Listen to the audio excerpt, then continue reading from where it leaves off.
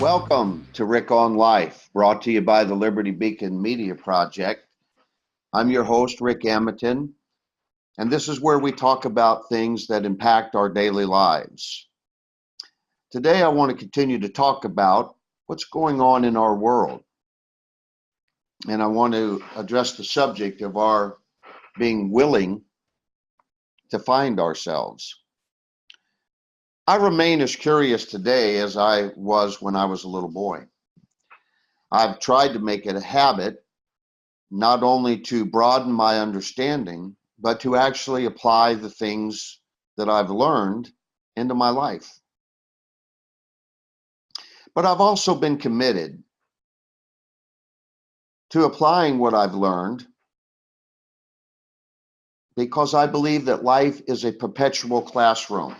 Every day we have lessons and tests, and we get a feeling of passing or failing. Now that I'm more comfortable with my own intuition, I realize that I instinctively have always known whether I was on the right track or not. I've always been aware that my associations and the things that I was involved in was headed in the right direction, or whether it had some really deep-seated issues that were going to eventually lead it off track. But I've also always been intrigued with how we become ourselves. What makes us tick? And how we come to form our beliefs is a fascinating study. In verywell.com, it says psychology, an attitude refers to a set of emotions, beliefs, and behaviors toward a particular object, person, thing, or event. Attitudes are often the result of experience or upbringing, and they can have a powerful influence over our behavior. And while attitudes are enduring, thankfully, they also can change. If I were to ask you today about the death penalty or civil rights or social justice or abortion, or prayer in school, about God, or about racial issues, chances are pretty good that you're going to have strong opinions about not only these issues, but similar issues as well. So how do we become who we are? According to psychologist Gordon Allport, social psychology is a discipline that uses scientific methods to understand and explain the thoughts, feelings, and behavior of individuals and how they're influenced by the actual, imagined, or implied presence of other human beings. Essentially, social psychology is all about understanding how each person's individual behavior is influenced by the social environment in which that behavior takes place. Turns out that other people can have a dramatic effect on our attitudes and our behaviors and our choices. I grew up in a small town, about 10,000 people or less, and we happened to be poor, but we also happened to have a lot of family dysfunction. But I remember a kid that I went to school with. His father was a doctor in our town, and they lived a much different life than I did. I remember where this boy lived and how he dressed and the toys he had to play with, and the way he talked about the vacations his family took. And I remember thinking, he really has a different life experience than I do. But I've never forgot this boy. His name was George. And he was the nicest person, one of the nicest classmates and kids that I remember in my childhood. And I remember that he never put me down, and he always included me. When he interacted with me, he treated me as though I was as important in his mind as he was. But there were other kids in our school who weren't as fortunate as George. They were more closely identified by my life experiences, my economic level, and so on. But many of these kids chose to bully or belittle other kids.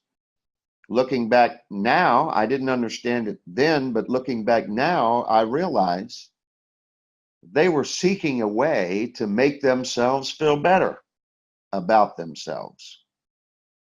So I learned very early on not to just take everything at surface value, but to look behind the glitter and the dull, the shiny and the less shiny. And I understood from the time I was a small boy that you shouldn't just look at the fruit, the good things in people's lives, without tracing that fruit to the root of why things work, don't work, why things are good or not good. There's a root to all of that. It's like liberals and conservatives that I've been thinking a lot about lately and studying the particular points of view that are so predominant in our country and certainly in our political landscape.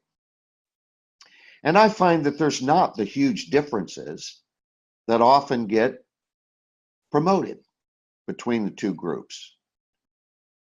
The fundamental thing that is the same is that people are looking for power over other people.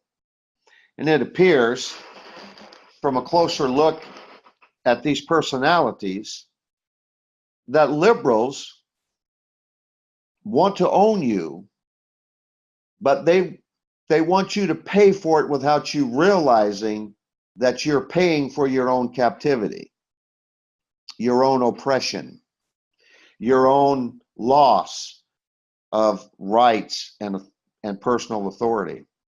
Whereas the conservatives, they want to own you, but they're quite willing to pay for it, on your backs, of course, but they're upfront about it. So I've been quite interested in, over the years of my life, not only knowing why people, what people do, but why they do it. What they do or did is worth noting, but how they did it or they are doing it is also worth noting. Because it's important to note that in social psychology, it's not just about looking at social influences. It's also about social perception and social interaction,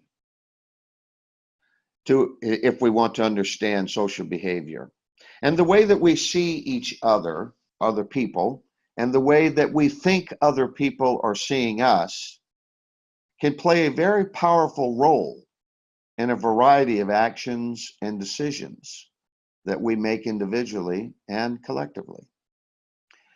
But why is this? Well, it seems to be because that people around us shape our thoughts, our feelings, our moods, our attitudes, and our perceptions. And the way we present ourselves to each other often has severe consequences. The presence of other people can make a difference in the choices and the actions that we take. I never quite understood it as a kid. I certainly came to understand it and appreciate the value of the caution and the instruction. But I remember as a young person, when the emphasis was placed on being careful about the friends I chose and the people that I wanted to hang out with, I didn't really understand what the huge concern was. But even today, I understand as an adult that I need to be careful about choosing my friends, my relationships, and my associations. Because just like a teenager, young person who is struggling to find themselves and understand who they are, find their own identity, there's a tremendous amount of pressure of wanting to fit in, not be excluded, not be on the outside, want to be with the cool kids. And that can grow with us into our adult life. And we can sometimes still be driven, even subconsciously or subconsciously, about wanting to fit in and choosing associations because on the surface, they may give us a feeling of belonging and significance and importance. But oftentimes, if you again trace the fruit of that back to the root of what's moving a particular way of thinking, a thought process, a group of people in any particular direction, you might discover that the roots of all of that are not as sincere, innocent, and virtuous as they might appear on the surface. Because there are also elements to explore when it comes to collectivism. Ayn Rand said that collectivism means the subjugation of the individual to a group, whether to a race, a class, or a state, doesn't matter. Collectivism holds that man must be chained to collective action and collective thought for the sake of what is commonly called the common good. Plato referred to the crowd mind, and back in the 1800s, subjects like social loafing and social facilitation were introduced. When we look at historical atrocities like the Holocaust, at least in part, it was made possible by conformity and obedience. On the flip side, some of our more virtuous and large-scale achievements also came about because people united.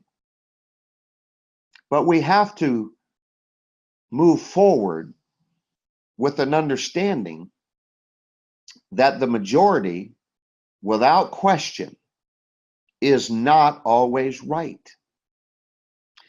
According to Psychology Today, groupthink occurs when a group values harmony and coherence over accurate analysis and critical evaluation. It causes individual members of the group to unquestionably follow the word of the leader and is strongly discouraged from making any disagreement with the consensus of the group. I was raised in a very legalistic religion. In my book, If Only I Had a Dad, I talk about the difficulty of unraveling my intellectual, emotional, and religious knot. And my religion tied a very serious religious knot in my life because conformity was the name of the game. And we had a number of external behaviors that were expected.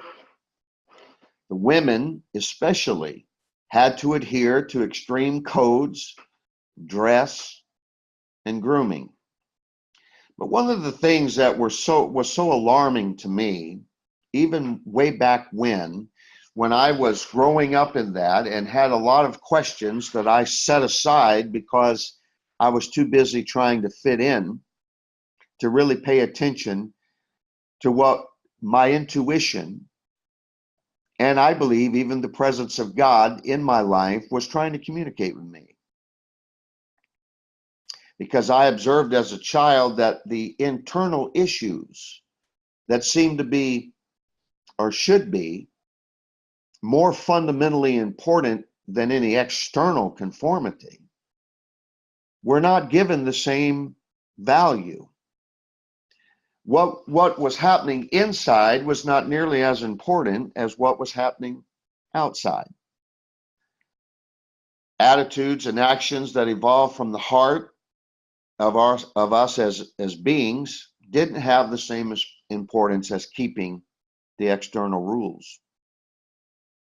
And unfortunately, over the years, I witnessed horrible things done by people who appeared to be keeping the rules.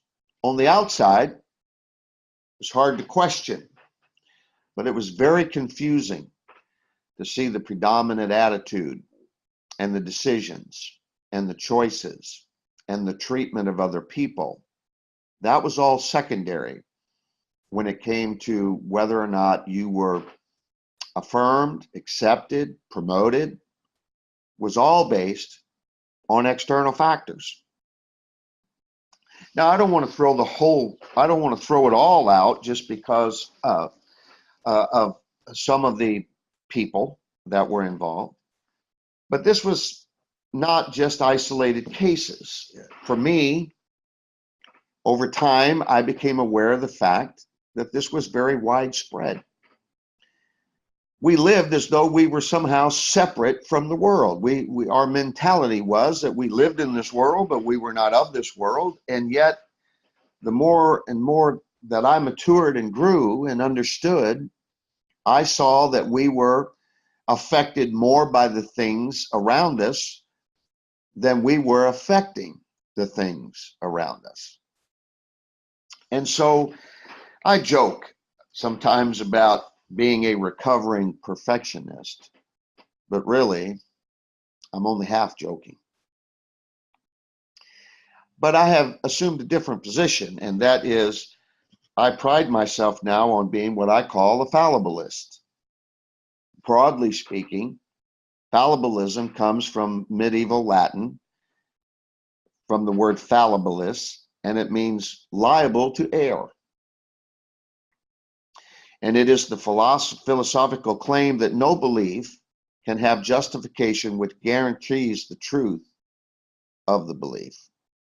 Fallibilism is the philosophical doctrine that absolute certainty about knowledge is impossible, or at least that all claims to knowledge could, in principle, be mistaken. From my original foundation, I used to have a hard time with science, even studies like I'm referring to now about social behavior, psychology. I used to have a very difficult time because unless it originated within the confines of my comfort zone, I was afraid of it. I thought I should back away from that. I should not give that validity. I should not give it consideration. I should not take that as something that should be looked at, studied, understood, and maybe appreciated. But over time, and my desire to understand life and people and myself, I just kept pushing and pushing and pushing. And it turns out that so many of the things that I believed proved to not be true. So I've had to readjust my thinking and approach to truth. One of the arguments I used to make was, we studied things in school as scientific fact, only to go a few years later and be taught as fact something that contradicted an earlier lesson that we were taught that turned out to not be true. So I have a hard time with things that are presented as fact because it seems to be fact in the moment, but treated like it's eternal. And as we grow and progress and understand and learn and move down the road, and we broaden our understanding, we come upon deeper discoveries, and we're enlightened. And now we have to correct ourselves, or just for the sake of embarrassment, continue as we are. But I think when we shackle ourselves to not be able to change our minds, to change our thinking, to change our position, I think we've not only done ourselves a disservice, I think we've done a disservice to the generation that we're serving, that we're living in, that we are a part of. Apologizing is not the worst thing that can happen. Recognizing that you've made a mistake in something that you believed, held dear, promoted.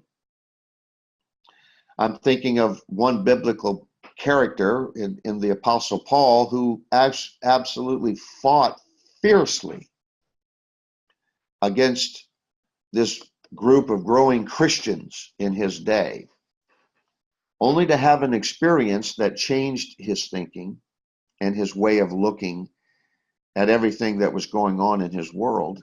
And he didn't lose his passion, he just readdressed that passion in a more serving, in a more loving, in a more kind and thankful direction.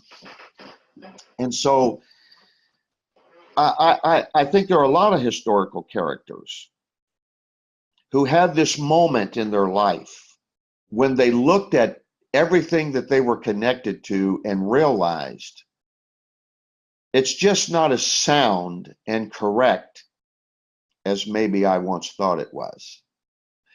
When I look at our country today and I look at what's going on, especially in our political climate, we don't have an attitude.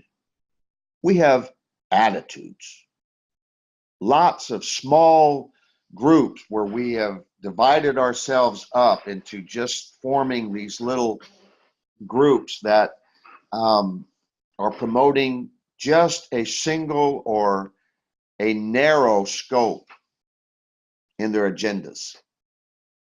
And when I look at all of these groups, I'm finding that hypocrisy is just dripping out of the pores of these groups.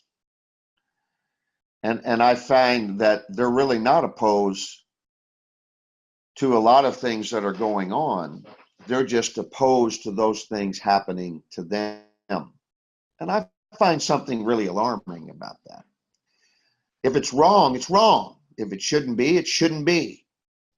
And when we're looking at the world that we're living in and all that we are a part of, we should be battling for the protection of every individual, not for just our slice of the pie, just what we're particularly interested in. I like to refer to it as a candy stick that that's our candy stick that we like to lick on. It's what's important to us. I don't want to be that narrow-minded. In fact, I refuse to be that self-centered and self-focused, that it's only what I want that gets promoted, because I want my desire for my rights and for my protection to be extended to everybody. Each person, not just a selective group of persons. And so these beliefs that I've had, that I've readjusted, has led me to accept a sort of a comical phrase that I heard actually stated by someone else, but I adopted it to fit myself. And it's that I have many beliefs, and I'm absolutely convinced that a bunch of my beliefs are false. I just don't know which ones. But I also believe that we have to be certain about certain things, because some of our social experiments have proven to be very costly. And social engineering is always going to have catastrophic results. When I look at the prevailing forms of government that are in existence now around the world, and you look at aristocracies, and there's just a few people who get protected. Everybody else could easily be violated. Their rights can be violated. I look at monarchies, and you have a few more people who are protected, but often other people suffer. And when I look at democracies, we talk so much about democracies in our country here, in our democratic way of processes. And I find that there are tremendous violations of many, many people in a democratic way of thinking. Our country is actually, of course, a republic. And the only way that a republic works is when the individual, every citizen, every individual under the government has rights that are honored, respected, and protected. When that doesn't happen, we go off course. We begin to lose things that are precious to us. We begin to lose the only hope that we ever had for living in a truly free society. And one thing that I am certain of is that as a person thinks, so is he. We are what we think. And when we lose our ability to think for ourselves, decide for ourselves, and be responsible for ourselves, we've lost ourselves. And so I have a very simple question for all of us today. Are we willing to find ourselves? Thanks for being here. And remember, whatever is going on in your life, just sprinkle a little love on it. I'm Rick Amitin, and I'll see you next time.